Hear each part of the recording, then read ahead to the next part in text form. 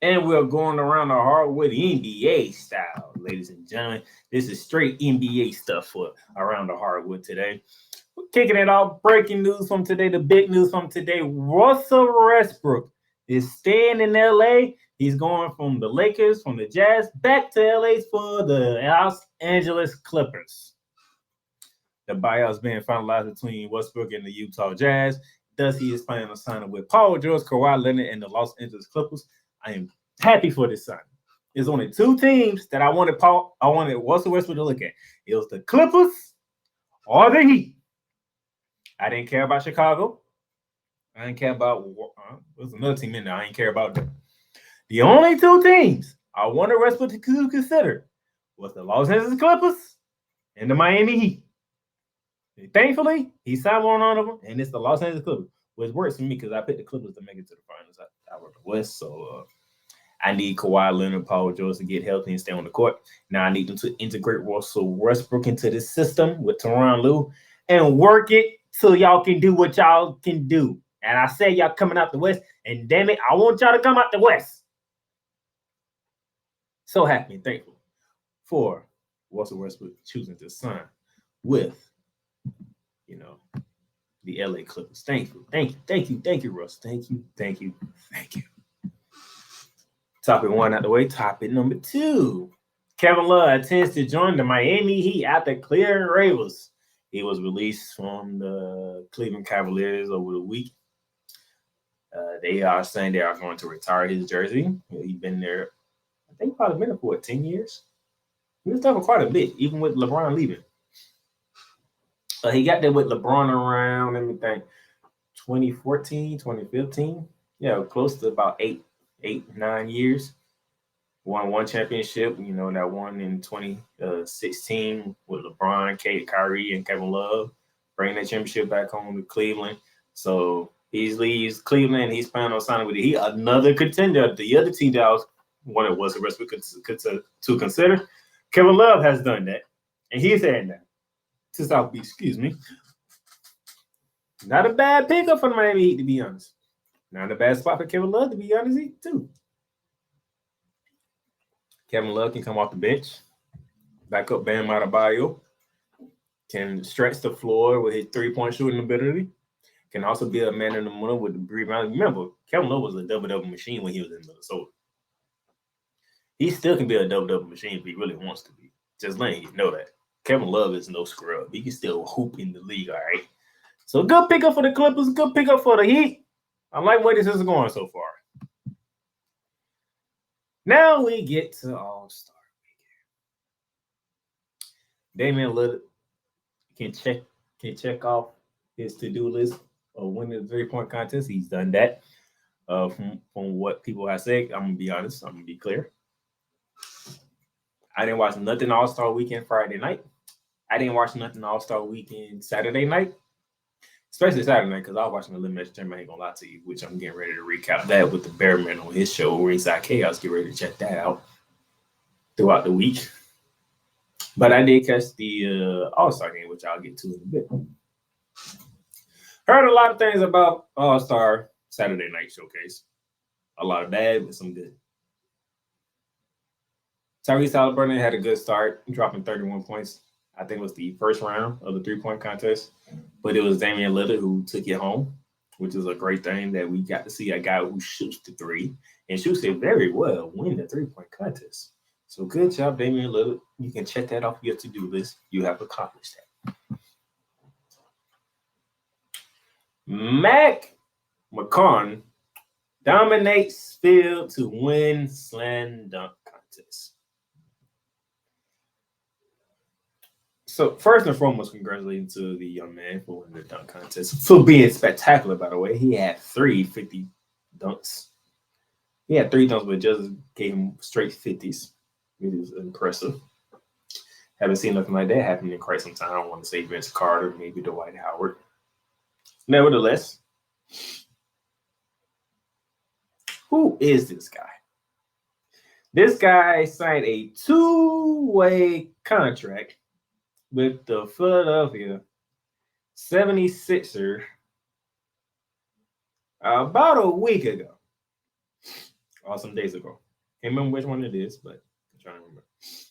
Excuse me. You're telling me this guy who was in the G League, by the way, signs a 2-way contract to get to the main roster with the Philadelphia 76ers. He's invited to do the Saturday Night Showcase, the Slam Dunk Contest, and he's the one that wins. No knock on him. Spectacular. And he shows White Man Can't Jump. Shout out to Wesley Snipes and Woody Harrison for White Man Can't Jump. Clearly, this white boy can jump out the gym. Nevertheless, he put on a show, and people are saying, did he say the Slam Dunk Contest? No. Did you not see what he did? No, I didn't see what he did, but I heard about it, and congratulations to the young man. But where's John Morant said he's never going to do it. Anthony Edwards said he's not going to do it. Zion wants to do it, but I'm looking at him like, until you can play 60 games in the goddamn season, I don't need you in the dunk contest because I don't need you getting hurt. We're trying to see the New Orleans Pelicans as healthy as they can be for once, and we can't never see because you're hurt. And if you're not hurt, Brandon Ingram's hurt. And once Brandon Ingram came back, you went down. And then when you're supposed to come back, you had a setback. But nevertheless, where are the superstars at? You know, remember the days when Dominique Wilson was in the slam dunk contest, Michael Jordan, Dr. J, Vince Carter, Tracy McGrady, Kobe Bryant, Dwight Howard, Zach LaVine. Where are the names at? Where are the stars for the slam dunk contest? Well, they're too busy being in the 3-point contest. Damian Lillard, Jason Tatum, you know. Guys that can shoot three should be just like Steph Curry, Klay Thompson. But yet, LeBron James has never done it. John Morant says he's never going to do it. Anthony Edwards says he's not going to do it. Zion Williams says he's going to do it, but he can't stay healthy enough to do it. Let's see. Dwayne Wade. Has Dwayne Wade been in the slam dunk contest? I don't think so. Who was his known for dunking that I can think of right now? Jaren Jackson Jr. Just throwing names out here, you know, star names, to be honest. You know. Now, one person in the slam dunk contest, out of the 4 guys that competed in the slam dunk contest, won an all-star. Let that marinate. John Morant, Jaren Jackson Jr., Julius Randle, Luka Doncic, even though he can't jump, LeBron James, Drew Holiday, Kyrie Irving, even though they're not dunkers, Damian Lillard, Bam Adebayo. All these names that I said was not a part of the slam dunk contest. Was not a part of the slam dunk contest. This is why the slam dunk contest has been what it is. And this is why people are calling for the slam dunk contest to be banned from All-Star Weekend, because who cares when you don't have stars in the slam dunk contest anymore? Nevertheless, Mr. McClung, congratulations to you, sir. You had an impressive showing that got people out their seats and ready, probably asking for more, to say the least, because you did put on a show. So congratulations to you, sir. You are a NBA Slam Dunk Contest winner, and we should be looking forward to seeing you next year in Indianapolis for the Slam Dunk Contest. That was one problem with All-Star Weekend. Let's get to the major problem of the All-Star Weekend. It's the All-Star game itself. As you see, this article here says Jason Tatum scores All-Star record 55 points and wins MVP. All right. Adam Silver, first and foremost, I like the way that you're trying to change things up. You're not afraid to implement new things, to try new things, to get some excitement back to the All-Star Weekend. Granted. Now, I do like the format of picking before the game. We just got to speed it up a bit, okay? It shouldn't take 30 to 40 minutes to pick your team, all right? I know it's TV, you won't. But if you're going to do it on TV, just do it like you're supposed to, like we do it in the park, all right?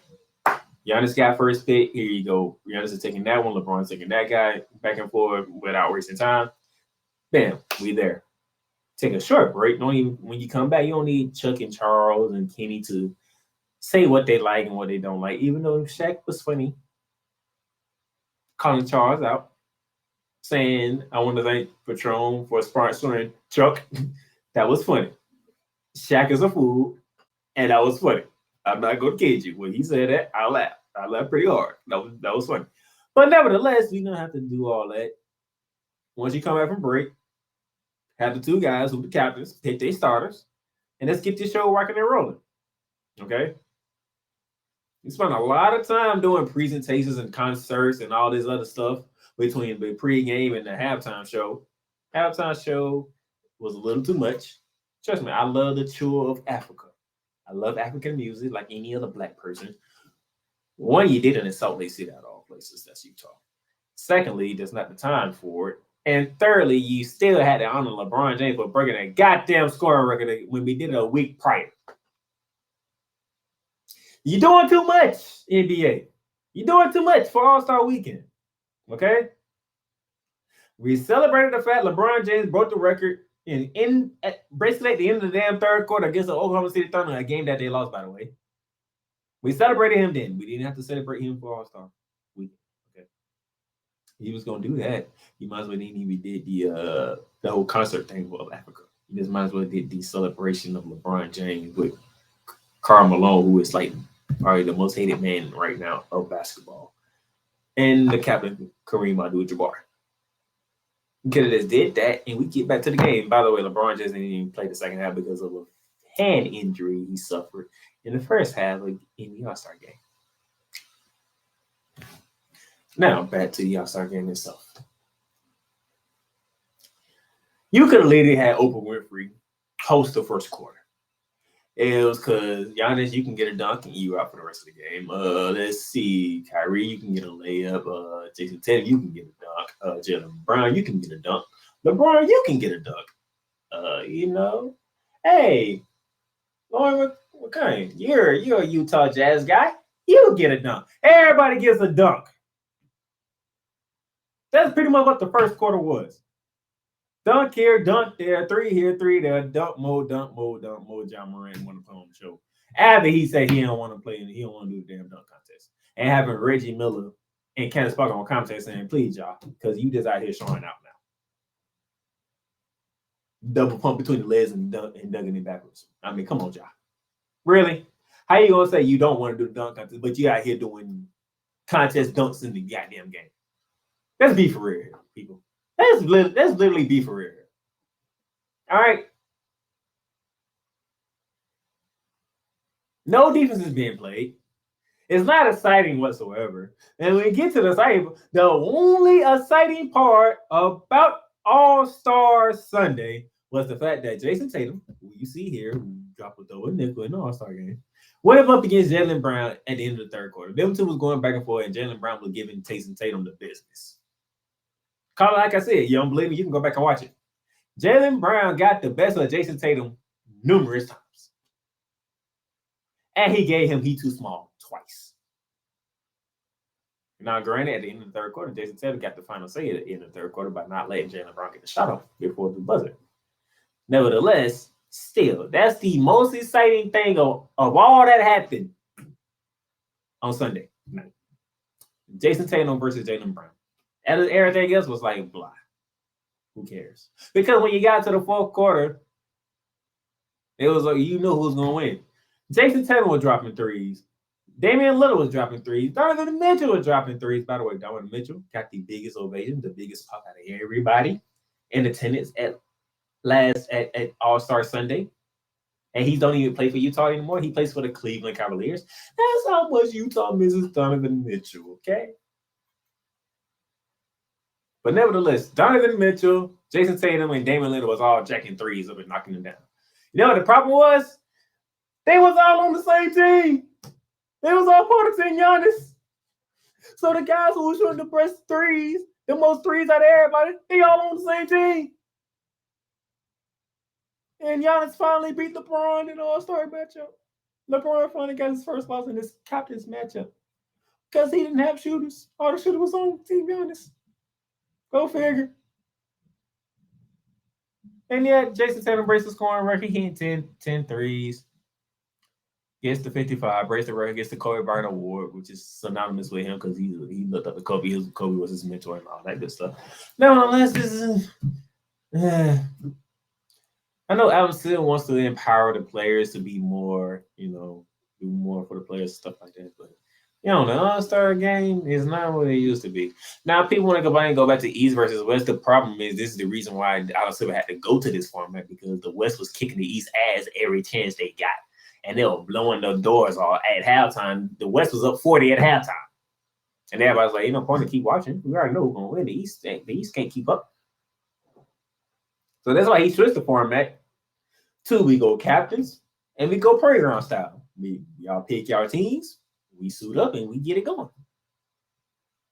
I like the format. I like this format. Now, if y'all can play some damn defense and make it competitive enough, because what y'all try to do is you're going to add charity to it. Whoever wins the quarter, you get 100,000 going to the winning team for that quarter. If y'all tight in the quarter, 50,000 will go to both charities. And the fourth quarter, we're going to add 24 points to honor the great Kobe Bryant, RIP. And the first team to get to that target score wins. I like the format. I like it. The problem is nobody's playing defense. And when it's time to play defense, the other team already got it out of hand. So if now I'm not saying go out there and go all out from start to finish. But first quarter we play some defense, second quarter defense ramp us up some more. Third quarter we get to it, and then fourth quarter it's lock and load. This is a real goddamn game now. But until then, people are still going to complain about All-Star Weekend, and people are not going to be invested in All-Star Weekend. And All-Star Weekend will continue to crumble further and further and further until Adam Silver and the players decided to take it more seriously like they did back in the days during the Jordan era, the Kobe era. All right. Now, this right here I put up here because I want to talk about this. Anthony Edwards said this, I think, during All-Star Weekend before everything got started. All the guys, he said, quote, all the guys sitting, resting, just play, man. These people might have enough money to come to one game. And that might be the game they come to in year 16 out. This is Anthony Edwards pretty much talking about load management. And there's one thing he can change in the NBA. It is load management. LeBron James sent out a number of games. Anthony Davis missing games. Kawhi Leonard on and off the court. Paul George missing games. Zion Williams. I can keep going. This load management junk is getting on my nerves, and it's getting on everybody's nerves because a paying customer, like Anthony said, might have enough money for one game out the year. For one game. And that one game, here comes LeBron James and the Los Angeles Lakers. Trying to find out LeBron James ain't playing. Great. So I literally just spent $200 on a ticket, and LeBron James, the face of the NBA to most people, is not even playing. Great. I mean, you got nothing for one game, and you stand out here in Florida? Let's say Orlando. And the Golden State Warriors are coming to town. But yet, no Steph Curry, no Klay Thompson. But you spend $175 to watch Andrew Wiggins, Draymond Green, Jordan Poole play against the Orlando Magic. Wow. Instead of the Splash Brothers. Oh, let's flip it. You're a team in what? Let's pick a team in the West. You're a team in Portland, right? Dame Dollar's there. He's there. He's gonna play. And you have a team like, let's say, the Phoenix Suns coming in town. But there's no Devin Booker or Kevin Durant. You got CP3, you got DeAndre Ayton, but no Devin Booker, no Kevin Durant. Kind of deflates the atmosphere, right? Because you want to see David Lillard and Devin Booker go at it. You want to see what Kevin Durant does against a team that led by David Lillard. I mean, just to throw some samples out there. And the paying customer had enough money, had had enough to pay $250 for him, his son, and wife to come watch some stars go at each other. And Damian Lillard, Kevin Durant, and Devin Booker. And Kevin Durant and Devin Booker ain't playing. Kobe Bryant, if he wasn't injured, he was playing. And I watched a lot of stuff on Kobe Bryant. Kobe Bryant had a game against the Toronto Raptors, and Vince Carter was coming to town, and he was dealing with back spasm. And he said, "Oh hell no, I ain't missing that game." People gonna say I'm ducking Vince. Oh no. Kobe said there's a lot of days that I can rest up and get the back right, but Vince gonna have to see me tonight. Vince gonna have to see me. That's what Kobe Bryant said. Michael Jordan. I think Michael Jordan played damn near 80 games all his career, so probably a couple of times when he was actually injured, he had to miss most of the season. Shoot, when Dwight Howard was the face of the Orlando Magic, he played damn near every goddamn game. And I'm a Magic fan, and I know this. Dwight Howard wasn't sitting out just to sit out and load management and all that stuff. Dwight Howard, Jameer Nelson, that was on the damn court. Paul Pierce, Kevin Garnett, and Roger and Ray Allen, they're gonna have to see my Magics. Dwight Howard wasn't sitting out. LeBron James, when he was in Cleveland, we're gonna have to see my Magic because Dwight Howard ain't out. Dwayne Wade, when he was in Miami, gonna have to see Dwight Howard because Dwight Howard ain't sitting out. Same thing with Dwayne Wade. Him and LeBron boys, but guess what? When the Heat and Cleveland Cavaliers got together, hey, LeBron gonna have to see Dwayne Wade. When Carmelo Anthony was in New York, Dwayne Wade and Carmelo Anthony gonna have to see Dwayne Wade. It don't matter. But nevertheless, this is and we know who to blame. Greg Popovich for this. Yeah, with the San Antonio Spurs, he started this, and the NBA has ran with it. So, but nevertheless, Anthony Edwards, thank you for that. That was a very, very good thing for you to say. And he's one of the stars of the NBA up there in Minnesota. Love it. Mr. James himself prepares to push Lakers to make playoffs. He called the final 23 games, because 23 games left in the regular season, gentlemen, the most important regular season games of his career. Now, would he believe that or not? That's up to you. But basically, from LeBron's perspective, is I missed the playoffs last year. The Lakers missed the playoffs last year. I ain't trying to miss the playoffs again. This team ain't trying to miss the playoffs again. They made a trade for D'Angelo Russell and Malik Beasley and Jared Vanderbilt, which I hate, but it's a good trade for them. I hate it because I can't stand the Lakers, and I want the Lakers to suffer as much as they can. Just as me being real honest. But to be fair about it, that is a damn good trade. They traded Russell Westbrook out. Nevertheless, you're on the 500 still, and you're sitting at the 13th spot in the rest. With 23 games left, do you have enough games and time to make it into at least the play? That is the question, ladies and gentlemen. Do the Lakers have enough time and games to make the play? We shall see. But LeBron James is taking this pretty seriously now. Let's see what the Lakers do going forward here. And speaking of which, this is what the standings look like. One Duke team on both sides. This is the East. As you can see, the Boston Celtics with a 42-17 record. I have a game on the Milwaukee Bucks, who are 41-17. Third is the Philadelphia 76ers. Fourth is the Cleveland Cavaliers with Donovan Mitchell and that crew doing that thing. The Brooklyn Nets with the new look Nets without Kyrie and KD sitting fifth. The Knicks right behind them at 6. Sitting in the play-in spot are the Miami Heat, the Atlanta Hawks, the Washington Wizards, and the Toronto Raptors. So we already know the top 3 teams is Boston, Milwaukee, and Philly. But who would be the next 7 teams? The 4 that makes the play-in and the 2 that avoids the play-in. As of right now, the New York borough, the borough of New York, between the Nets and the Knicks are currently sitting very well in outside the plane, above the plane, shall I say, above the plane. While the Heat, Hawks, Wizards, and Raptors are fighting to keep a plane or get above the Knicks or the Nets to make it out of the plane. Nevertheless, you still have the Indiana Pacers behind there. I think the Pacers are 16-11. Let me pull this up real quick for you. I don't want to be wrong here.